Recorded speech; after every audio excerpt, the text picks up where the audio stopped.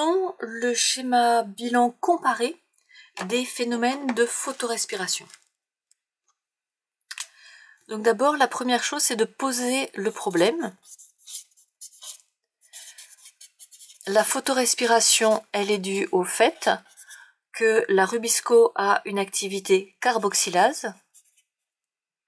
Donc je vais noter en couleur son activité carboxylase et qu'en même temps, elle a une activité oxygénase. Ce qui fait qu'elle peut aussi bien catalyser la réduction du CO2, donc une molécule à 5 carbones plus du CO2 dans le cycle de Kelvin-Benson qui donne une molécule à 6 carbones. Donc ça, c'est le phénomène de réduction du CO2 en matière organique. Et elle peut aussi bien catalyser la réaction, une molécule de matière organique avec de l'oxygène qui donne du CO2, de l'eau et de la chaleur, c'est-à-dire une simple destruction de la matière organique sans qu'aucun ATP ne soit récupéré dans le système, c'est juste de la chaleur. Donc le rendement de la photosynthèse, obtenu par le cycle de Kelvin-Benson, est réduit par l'activité oxygénase de la rubisco, et c'est ce phénomène que l'on appelle la photorespiration. Donc rien à voir avec la lumière, rien à voir avec la respiration, la photorespiration et l'activité oxygénase de la rubisco. Donc ça, c'est le problème, c'est la contrainte. Par rapport à ça, il y a deux grandes adaptations. L'adaptation en milieu aérien,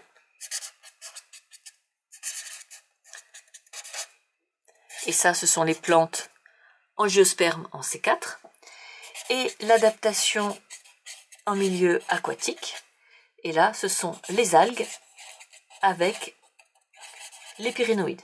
Donc d'un côté, nous avons des algues, de l'autre côté, nous avons certaines angiospermes. Donc angiospermes en C4, alors que là, on a à peu près toutes les algues. Comment schématiser simplement le processus sans se perdre dans les détails? Qu'est-ce qui est important à voir d'emblée? On veut voir d'emblée qu'ici, il y a deux cellules, donc c'est une séparation de cellules qui fait l'adaptation, et que ici, tout se fait en une cellule. Donc, puisque c'est ça qui est important, c'est ça qu'il faut commencer par matérialiser. Il y a une première cellule, on se laisse de quoi écrire sur les côtés pour bien montrer les points communs de l'adaptation et les points particuliers aux plantes en C4. J'aurais dû faire des plasmodesmes entre ces deux cellules, c'est un petit peu trop tard. Il va falloir les rajouter, donc il faudrait qu'il y ait une continuité des cytoplasmes.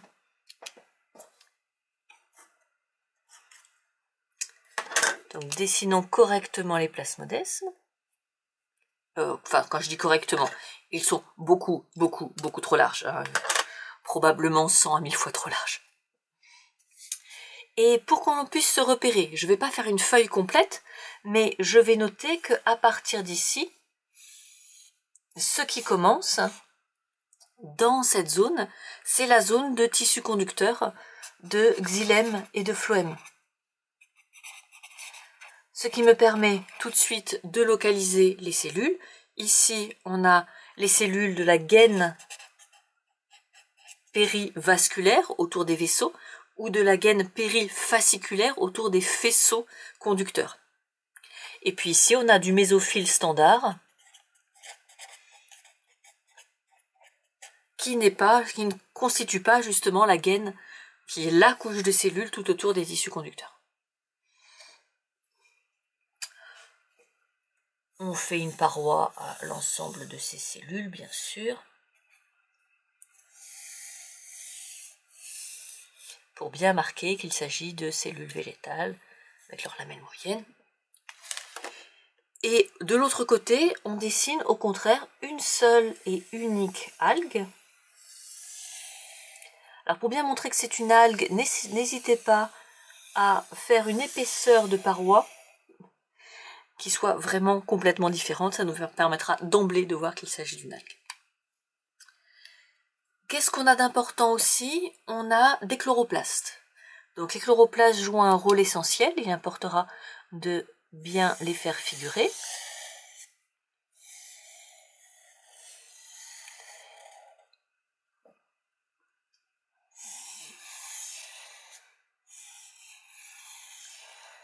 Alors pour les algues, on est un peu plus embêté parce qu'il y a des algues à 2 et à 4 membranes. Je vais dessiner le cas le plus simple d'un compartiment à 2 membranes. Mais je vais faire attention que puisque je dessine un pyrénoïde, la chose importante c'est de dessiner le thylakoïde central. Et puis ensuite, donc là je mets 2 membranes. C'est-à-dire que je dessine une algue verte. Et je vais mettre en pointillé le fait qu'elle pourrait être plus nombreuse. Il pourrait y avoir jusqu'à 4 membranes tout autour, mais en fait, cela n'interviendra pas dans le processus, et c'est pour ça que notre schéma reste valable pour absolument toutes les structures. Donc ça, c'est juste un point de détail. Qu'il y ait 2 ou qu'il y ait 4 membranes, ici, du point de vue fonctionnel, on s'en fiche.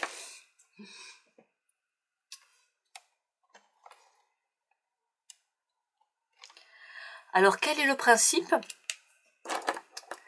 Le principe pour que l'activité oxygénase soit faible, ce sont des mécanismes qui vont soit augmenter la quantité de CO2, soit diminuer la quantité d'oxygène.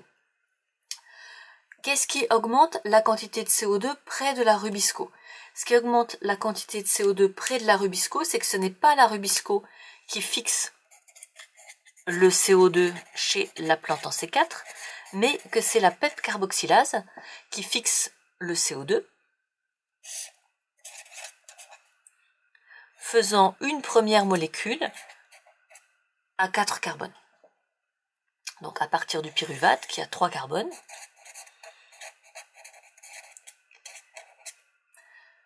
il y a fixation d'un carbone sur une molécule en C4 qui est du malate.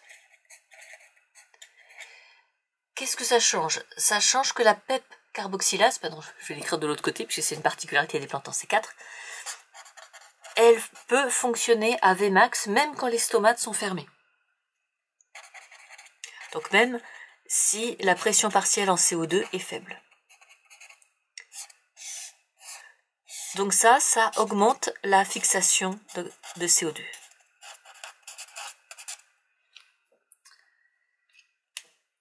Ensuite,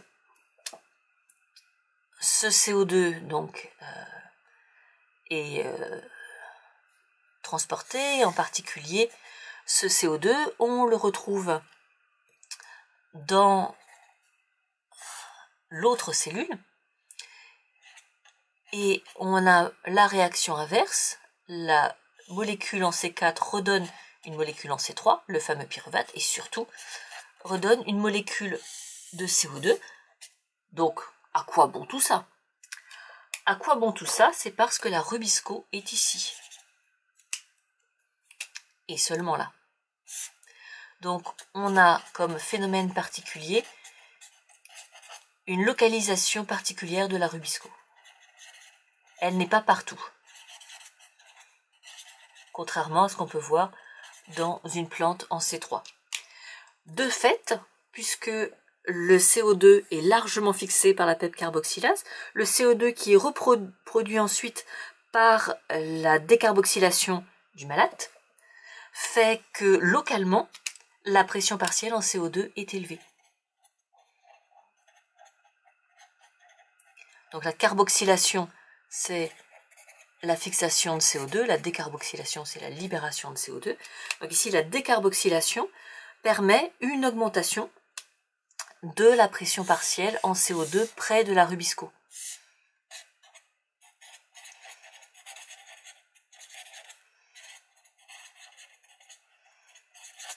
Donc ça fait le premier effet, augmenter la pression partielle en CO2 à proximité de la rubisco, ce qui permet à la rubisco de synthétiser, de réduire le CO2.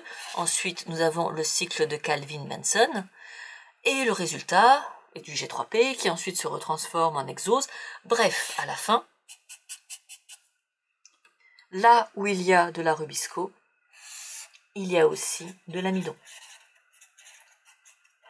Donc on peut mettre en évidence cette localisation particulière de la rubisco via sa conséquence, qui est une localisation particulière de l'amidon dans une plante en C4. Seule la couche de cellules aux alentours des tissus conducteurs possède de l'amidon. Et il n'y en aura pas dans le reste du mésophile. Donc ça, c'est la première possibilité, concentrer le CO2.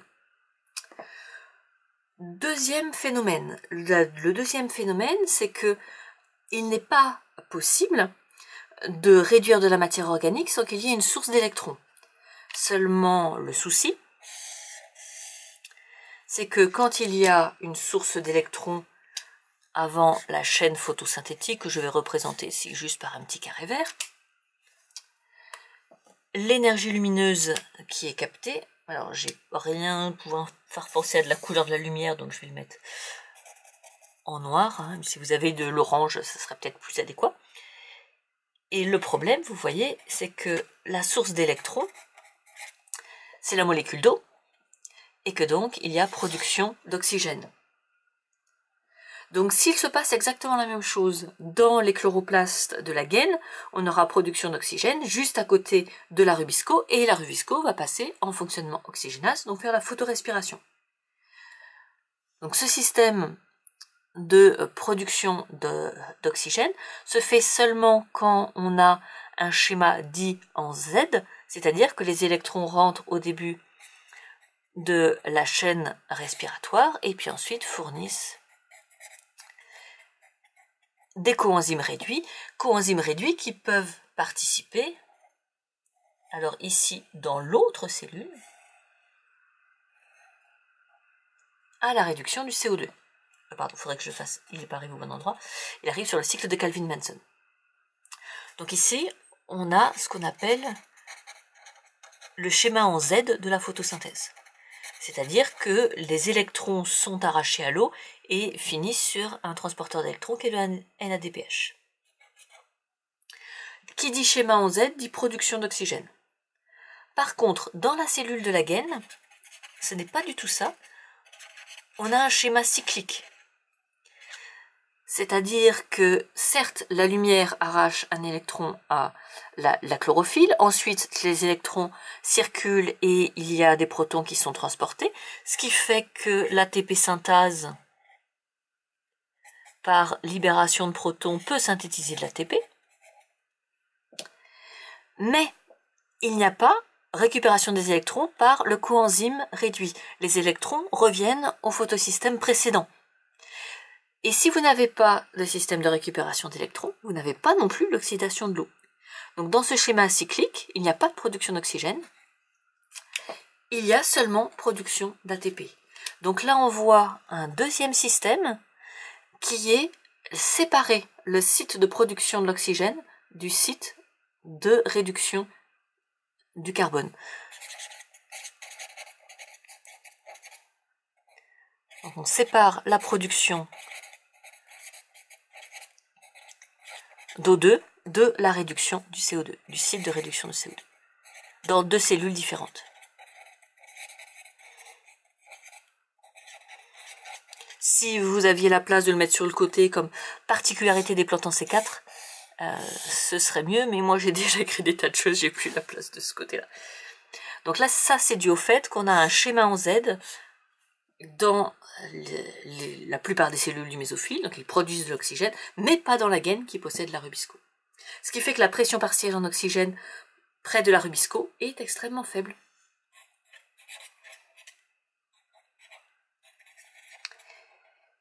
Et comme c'est le rapport O2-CO2 qui détermine la probabilité de réduire ou d'oxyder la matière organique, et bien là, vous voyez qu'on augmente la pression partielle en CO2 tout en diminuant la pression partielle en oxygène, ce qui augmente la probabilité d'être dans un phénomène de réduction plutôt que dans un phénomène d'oxydation. Donc, on voit que pour l'oxygène, ce qui est vraiment important, c'est le fait que ce soit dans 2 cellules différentes. Et que ce qui a permis d'augmenter la pression partielle en CO2, ce sont les enzymes. On se doute bien qu'on ne peut pas avoir exactement la même chose dans une algue aquatique, puisqu'il n'y a pas 2 cellules, il y a un seul type cellulaire pour la plupart des algues, donc a priori ça ne peut pas être le même système. Alors, puisqu'on n'a pas de séparation, est-ce que c'est quand même le système d'enzymes? Est-ce que c'est quand même le fait qu'on ait des schémas en Z, des schémas cycliques? Eh ben non, rien de tout ça. Le problème est toujours le même. La Rubisco ne reconnaît que le CO2 dissous. Mais ici, le problème, c'est pas que les stomates se ferment en faisant diminuer la pression partielle en CO2 dans la feuille. Le problème, c'est que la forme majoritaire du carbone dans un milieu aquatique, c'est les ions HCO3-, parce que le CO2 réagit spontanément avec l'eau pour donner des ions HCO3-. Or, avec sa charge négative, bien sûr, cette molécule HCO3- n'est pas reconnue par la Rubisco. Donc ici, la pression partielle en CO2 est faible, simplement parce que la quantité de CO2 dissous dans le milieu est extrêmement faible. Donc c'est un problème chronique pour les plantes en aquatique, alors que pour les plantes en C4, c'est seulement en période de sécheresse que les stomètes se ferment et qu'il y a des problèmes de photorespiration. Alors que là, a priori, le problème se pose tout le temps. Alors qu'est-ce qui va permettre de contrer ça? Eh bien, d'abord, une accumulation de carbone par des systèmes de transport actif.